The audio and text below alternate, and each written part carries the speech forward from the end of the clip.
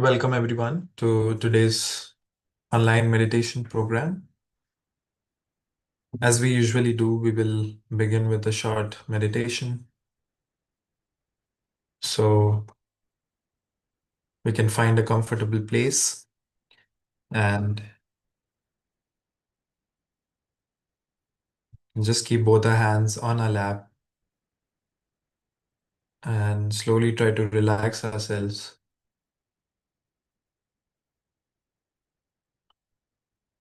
We'll just let go all the thoughts, all the worries because they don't exist.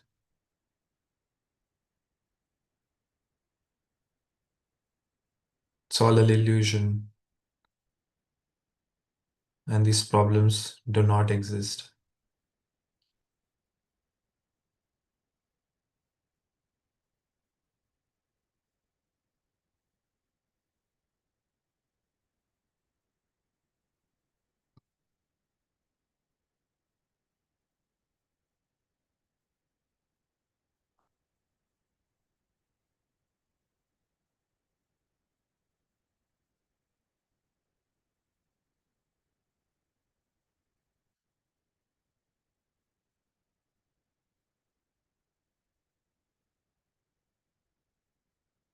We'll begin with the first step.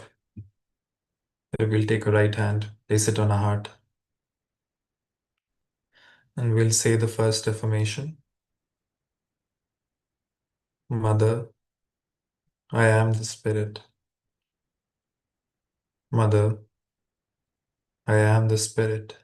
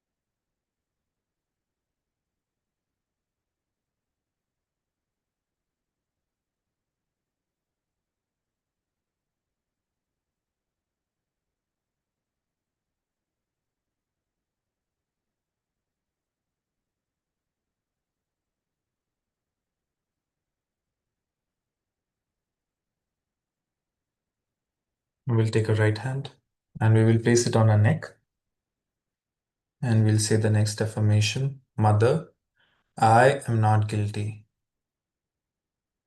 Mother, I am not guilty.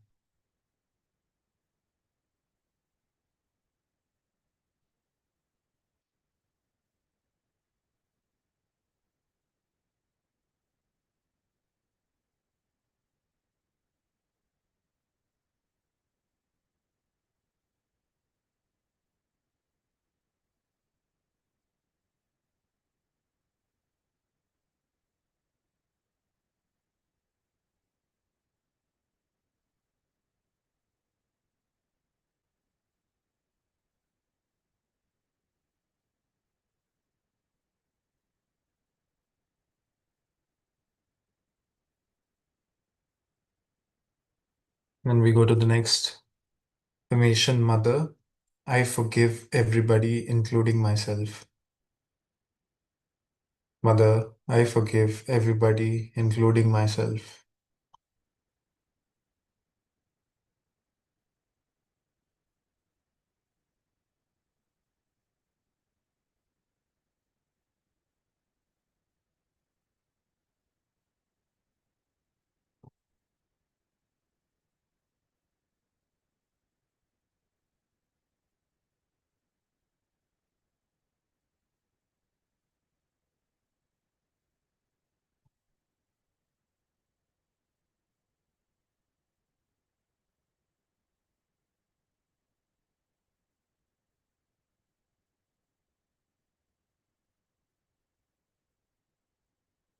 We take a right hand and place it on the back side of our neck, of our head, sorry. And we say, Mother, please forgive any mistakes I may have made knowingly or unknowingly. O Divine Mother, please forgive any mistakes I may have made knowingly or unknowingly.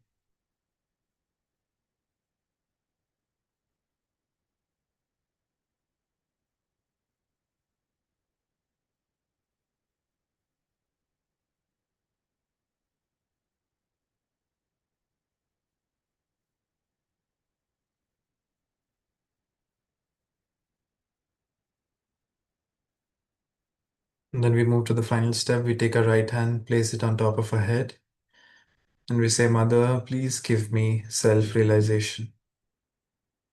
Mother, please give me self-realization. Mother, please give me self-realization.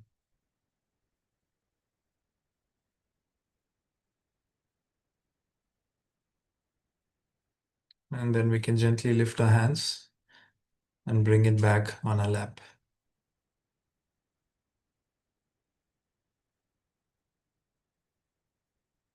And we can just now stay in meditation for a few minutes.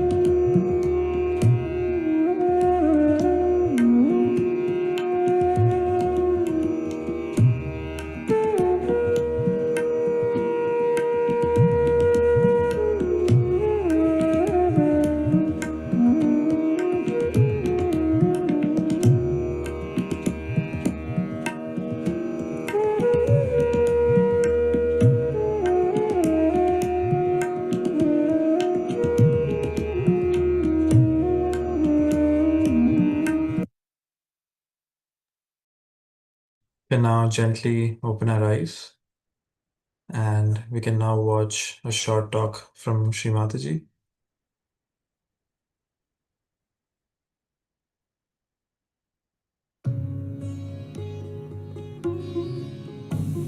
Now, what are the powers of a person who is born again? First of all, such a person is a tranquil, peaceful person. He becomes automatically righteous. Automatically. I don't have to tell you, don't do this and don't do that. That's finished now with Moses. No more of that. As soon as you become the Spirit, we just give up all those things that are destructive for us. Automatically. No pressures are needed. No goading is needed. Nothing of the kind. Automatically, because the Spirit is the light, you get your enlightenment. Supposing I'm holding a snake in my hand and it's not light.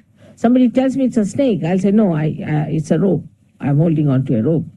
But when there is a light, I just drop it. In a simple way. Nobody has to tell me, I see the light and it drops off. In the same way, you are an enlightened person. You can make out what is truth and what is untruth. For example, you see someone, even from Indian jails, some people who have just come out of jails, they don't know what to do with themselves. So they walk out with saffron clothes to Germany, maybe to Australia also, and they become great Babajis here. Now these great Babajis sit on some of the important places in the city, and everybody is surrounding them, giving them money, giving them their lives, you see, all big talk of love going on and everything. Is he a realized soul or not? How will you find out? You don't know whether he is a realized soul or not. Because you are not at an absolute point. You are still in a relative understanding. Because this person is wearing this kind of a dress, is sitting very quietly there, so he must be a Babaji.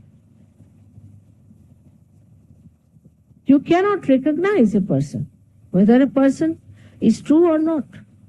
You can't recognize me either, whether I am telling you the truth or not. Unless and until you become that absolute being, you cannot make it out. Then what happens that when the Kundalini rises and pierces through your fontanelle bone area, then you also start feeling on your fingertips. These fingertips are nothing but the sympathetic nervous system centers which are indicative of the truth. If the person has got cool wind or cool breeze coming from that person, then he is a real one. If he doesn't have, then he is not.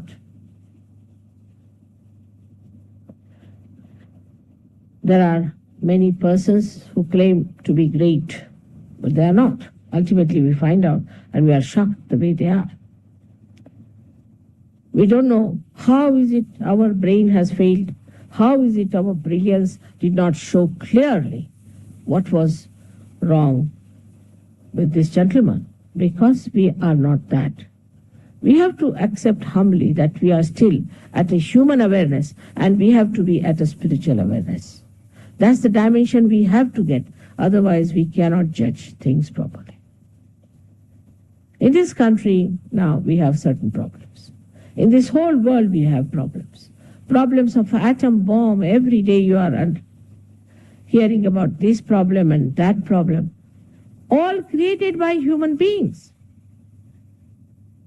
Imagine, intelligent, such good people have created problems for themselves, killing each other, preparing bombs and things like that, protecting each other. I mean, no animal does that. Only human beings are trying to protect themselves from each other. They are all the time worried who is going to attack them, not sure of themselves. The reason is they haven't reached that state of absoluteness. The time has come now.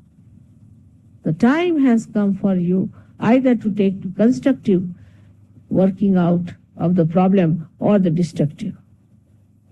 By discussions, by arguments, by anything, you are not going to achieve anything unless and until there's a complete transformation in the human mind.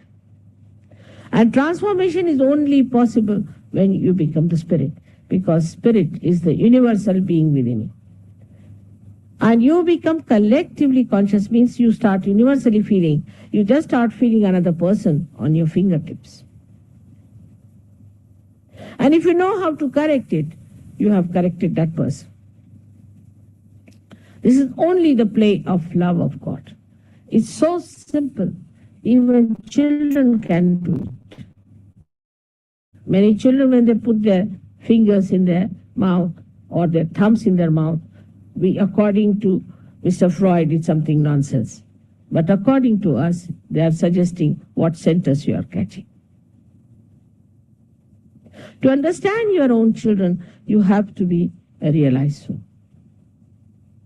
Because the understanding is still not matured. Unless and until you become a realized soul, you are not a matured personality to judge anything. At that level, whatever you judge will have another point of view. You can take 10 small children who are realized souls. We have many like that. Tie up their eyes. Now ask them, what's the wrong with this particular person? They will all raise one finger, meaning this, or this finger. If this finger means that person feels guilty for nothing at all, is the Vishuddhi on the left-hand side, or the right means he talks too much and he has problems here.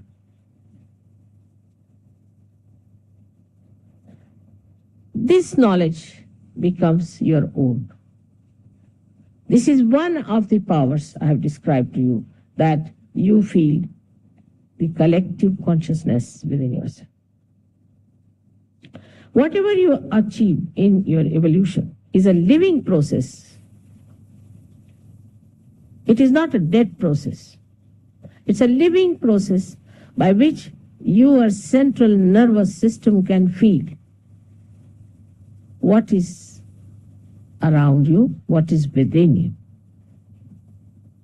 What you call the parasympathetic nervous system gets activated. And you can understand the parasympathetic. While if there are any doctors, they'll tell you that they don't know much about parasympathetic. Now, all these things happen to you, and even if you are a child, you can manage the show. The second power you get is that you can raise the kundalini of another person. Like one enlightened light can enlighten another person. But we cannot deal with people who are nasty, who are superficial, who are stupid, not meant for that. It is meant for people who are seekers, who are intense. They are the chosen ones, and they are called as seekers nowadays. They might be drug addicts, or they might be anything. Doesn't matter. They have been truly seeking, they have taken something wrong as right, or they might have done some mistakes. Doesn't matter. Everything is forgiven. They will get what they want because they have been intensely seeking, truly wanting to be the spirit. This is the pure desire of the person that works out. Not is just wanting a take of some sort of a selfish or some sort of a power-oriented ideas. Now the third power one he gets is this, that a person becomes absolutely dynamic. He works very hard, he never feels tired.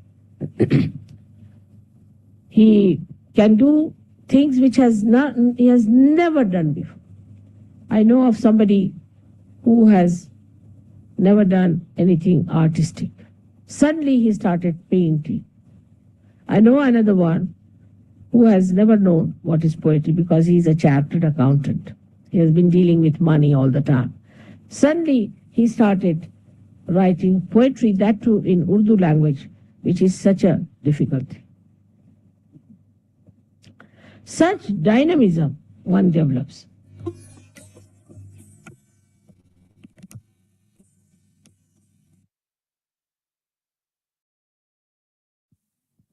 And just silently sit for a couple of minutes.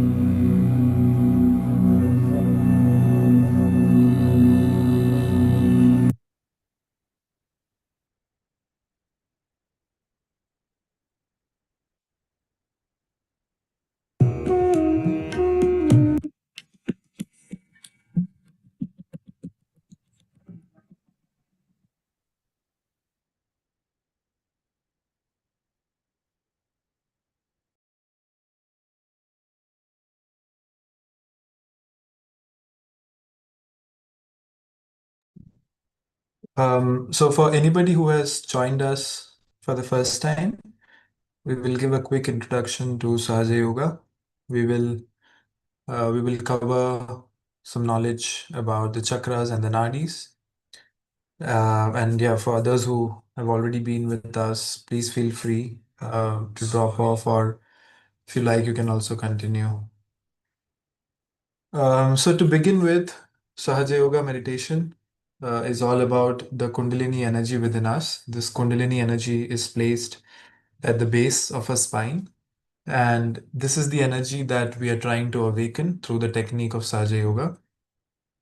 Sahaja Yoga, the term in itself means something we are born with. We use that energy to connect to our true self. And that something is nothing but the Kundalini energy within us. So when the Kundalini energy is awakened, it passes through each of these energy centers that you see, these colored dots, and it reaches the seventh energy center. And that's when we are connected to the true spirit, which is our true identity, our true self, placed on our heart. This technique was found by Srimataji back in 1970. She had this very deep desire to help humankind experience the awakening of the Kundalini so that they can connect to the true self. There are many techniques in the ancient times, but people would have to cut off from the family, from their worldly responsibilities, and stay aloof to attain this state. But with this technique that Srimataji found, everybody is able to experience this Kundalini awakening within seconds. And the only tool that is needed to experience this is the pure desire within us to truly feel that we need this transformation, we need to connect with our true self. So we have seven energy centers and three channels. I will quickly give a short overview about the different energy centers that we have. The first one is the Muladhara. This is placed at the base of our spine, just below the Kundalini. This energy center represents purity, wisdom within us. It also activates the childlike quality within us. If we go back in time, we can think of us as small children who enjoyed every bits and pieces of whatever we had. We didn't have too many demands. We didn't seek too many things. We could easily find joy in whatever was around us. But as we grow up, as we are covered with all kinds of opinions, all kinds of perceptions and influences, we kind of lose that touch with our inner child. And with the help of awakening of the Kundalini and the Muladhara chakra, we are able to get back that childlike quality within us. Then comes the Swadhisthana chakra. This is the energy center which is placed above the Kundalini. This energy center gives us the ability to have the artistic side of us awakened. We are able to enjoy art, literature, music, all kinds of creative things. We are really able to find joy in that. And one other thing about the chakra is that each chakra or energy center also governs the organs around it. So, for example, the Swadhisthana chakra is close to our liver, so it's also taking care of the liver, the functioning of the liver. Uh, Our thoughts are also very much directly connected to the state of our liver. The more overworked or overheated the liver is, the more thoughts we get into, and more mental worries. And that's the reason why the Swadhisthana Chakra tries to keep the liver in a calm way. Moving on to the third energy center, which is called as Nabi Chakra, surrounded by the void, which is the Bhavasagara. The Navi Chakra gives us the sense of peace and satisfaction. In today's time, we are able to do so many things, yet not really reach that state of satisfaction. We always feel something is missing, uh, and we are not able to truly enjoy what we are achieving in life. So, with the awakening of the Navi Chakra, we are able to get that true sense of satisfaction within us. And surrounding the Nabi chakra is the void, the Bhavasagara. This is actually called as the circle of illusion. So all kinds of influences, so whether it be social media, people, peers, whatever we are learning, whatever we are seeing is actually creating an illusion around us, which takes us away from reality. And having a strong void helps us to be our own master, to overcome these wrong perceptions, and to really have a very clear path forward for us, which really fits well for us. So that's what the Bhavasagara provides us with. Then comes the Anahata Chakra. This is the energy center on our heart. And next to the Anahata Chakra, you can see the spirit, which is the true self. The heart, actually, the heart chakra gives us the sense of security, sense of confidence. It gives us the strength to have love and compassion for everyone, to also love and care for us, for ourselves. And the flame that we see is the true self. This is who we truly are, our true identity. And we want to connect to this true self. And that's the whole goal of Saja Yoga. So when the Kundalini awakens and it reaches the seventh energy center, we connect back to our true identity, our true self. Moving on to the fifth energy center is the Vishuddhi Chakra. This is the energy center that provides us a sense of collectivity, a sense of coexisting in the society. We are able to have harmonious relation with people around us, to let go, to forgive, and to have a very kind relation with people. It allows us to have self-esteem, have good communication skills, and to watch and see everything in a state of witness rather than getting fully engaged in situations. So this is what the Vishuddhi chakra helps us with. And then comes a very important energy center called as Agya chakra. This is the center of forgiveness. It's placed on our forehead. Anytime if you try to remember whenever you are angry or you're too worried or upset about something, the first part of the body that really where you can feel it is this forehead part. You always kind of feel this pressure on your forehead. That is where the Agya chakra is. The only way to let go the Kundalini through our Agya chakra is by forgiving. So we want to try and forgive whatever has happened in our life, forgive the people, forgive the situation, forgive ourselves, and truly understand that whatever has happened is not really our fault or not in our control, and we have to move on. We cannot change things.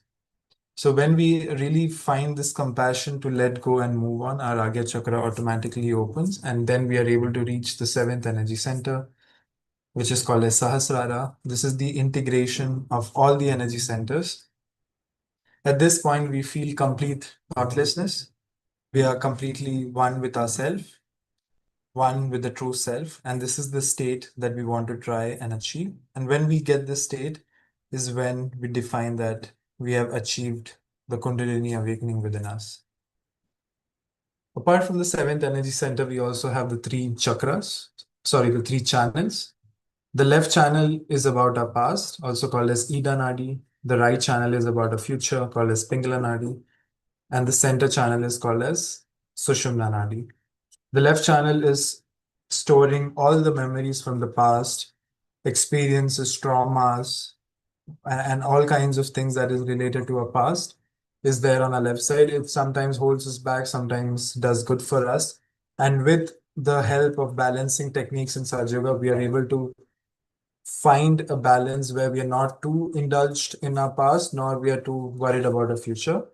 as I said, the right channel is about a future where we start to worry too much about what is going to happen. We feel anxious, we feel worried, and we want to be in a state where we are only focusing on the present, what is right in front of us, and not worry about what is happening around us.